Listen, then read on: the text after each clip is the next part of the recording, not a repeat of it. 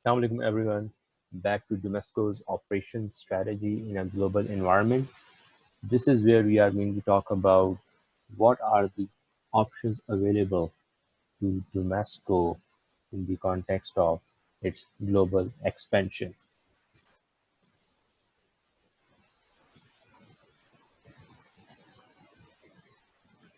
Here, the first term that we talk about as we come across global expansion is globalization. The practice of conducting business according to global considerations. And it can also be called this phrase, think global, act local. The next one is localization. Under localization, businesses are conducted according to local considerations. And in other words, this strategy is called think local, act local. Then there is glocalization, which is actually a combination of both globalization and localization. Under glocalization, the businesses are conducted by taking into account the considerations of both local and global aspects. So it is also called think global, act local.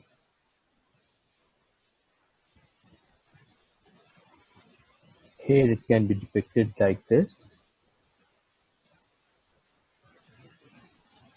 And you see the screen here.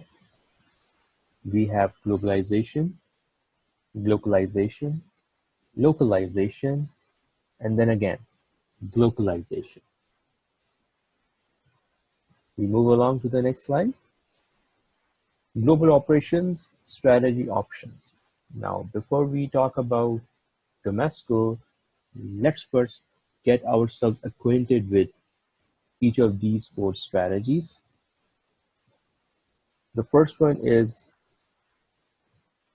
international strategy, followed by multi-domestic strategy, global strategy, and transnational strategy. Under international strategy, global markets are penetrated by doing exports or by licensing a good in a foreign country through an agreement which allows a foreign partner to sell those goods. This strategy is often the easiest and requires little change in existing operations. The example under this strategy is that of Rue Afza by Hamdard Laboratories. The next one is multi-domestic strategy, which is also called a multi-local strategy. Under this strategy, operating decisions are decentralized to each country to increase responsiveness to local needs, such as the shoe company Bata. Then comes the global strategy. Under global strategy, operating decisions are centralized or concentrated, and the headquarters coordinates the standardization and exchange of technical know-how, thereby generating economies of scale. Here the example is that of Lego toy company. And last but not least, under transnational strategy, operating decisions are neither centralized nor decentralized, but rather there is an interdependent network of specialized resources and activities in order to be both efficient and flexible. The example is of Unilever or a Nestle company for that matter. Now, here you see, now we have combined those two matrices together, and you could see here under globalization is a global strategy, Under glocalization is a transnational strategy. Under localization is a multi-domestic strategy. And under glocalization, it is international strategy. Now here you have to pay attention. This is glocalization, where a company is thinking global and acting local. Whereas here is also glocalization, but here the company is thinking local and acting global. Opposite of that. Under globalization, we have a company that is thinking global and acting local. Whereas under localization, we have multi-domestic strategy where the company is thinking local and acting local. Now here, if you focus your attention toward one aspect, and that is of centralized strategy versus decentralized strategy. So we can say under global strategy, the organizations are run under a centralized strategy, whereas under a multi-domestic strategy, organizations are run under a decentralized strategy. However, under transnational strategy, organizations are run neither in a centralized nor in a decentralized. Rather, the resources are arranged according to the market conditions, nature of competition, and then utilized according to on when and as required basis, which is actually fitting in with the needs, with the requirements in the moment of that particular time or in that particular situation. Now let's move on to the next slide.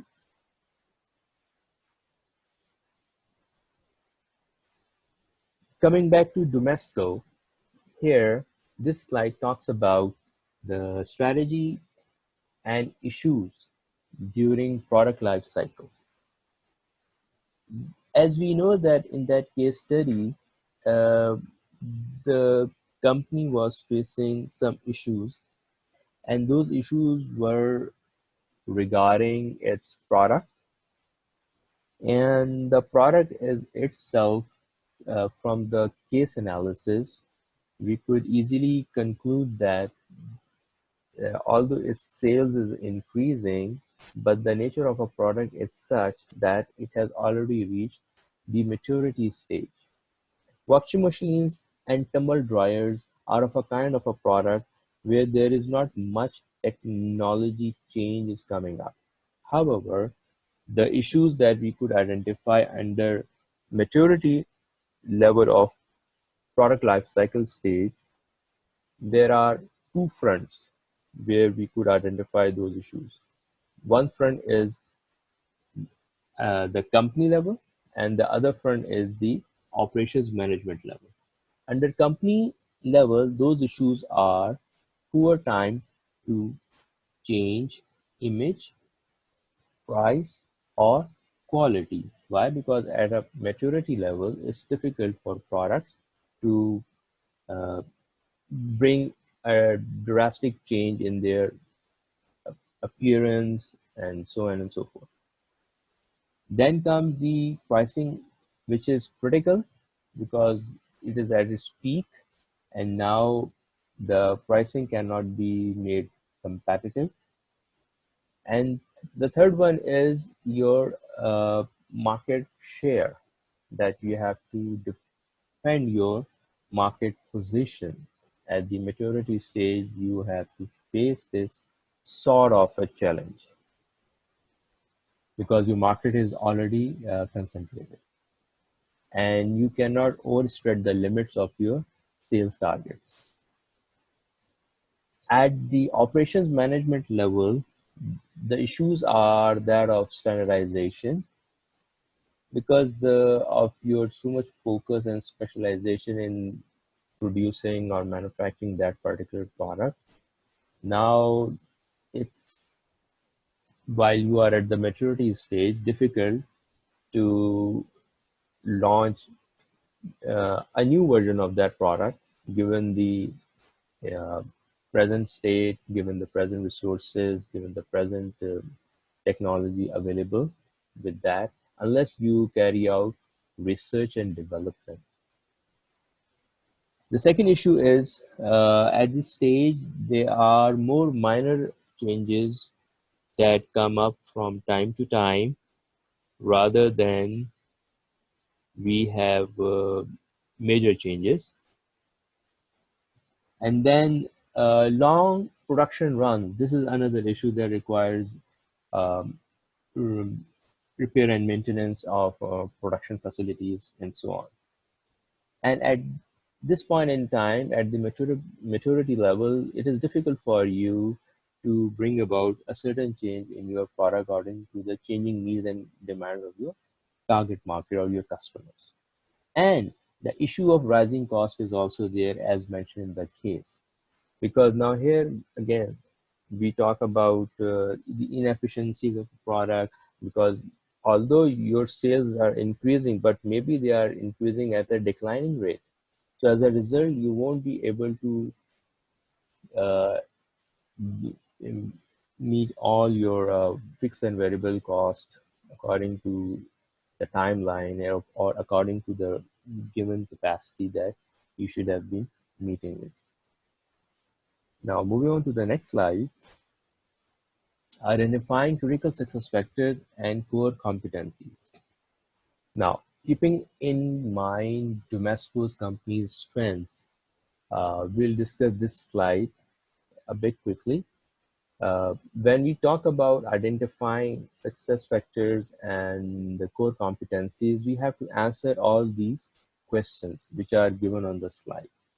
That helps you identify the critical success factors. They are also called the key success factors, and they all come out of your core competencies. And core competencies, along with key success factors, if they are put to the right use uh, and used to the advantage of the company, help you gain competitive advantage for the longer period of time. Now move on to the next slide. Here we put to work those critical success factors or key success factors by applying a concept called activity mapping.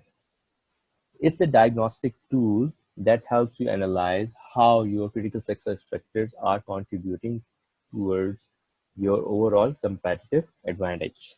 And here is the slide for you, and that's a good slide on conclusion actually, where we can talk about activity mapping for DOMESCO, and I've already helped you guys with some uh, key points which were considered as the key success factors or the critical success factors for DOMESCO's competitive advantage.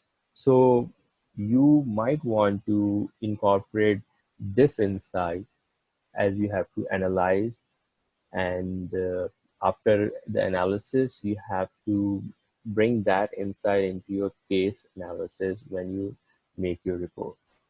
With that, thank you very much.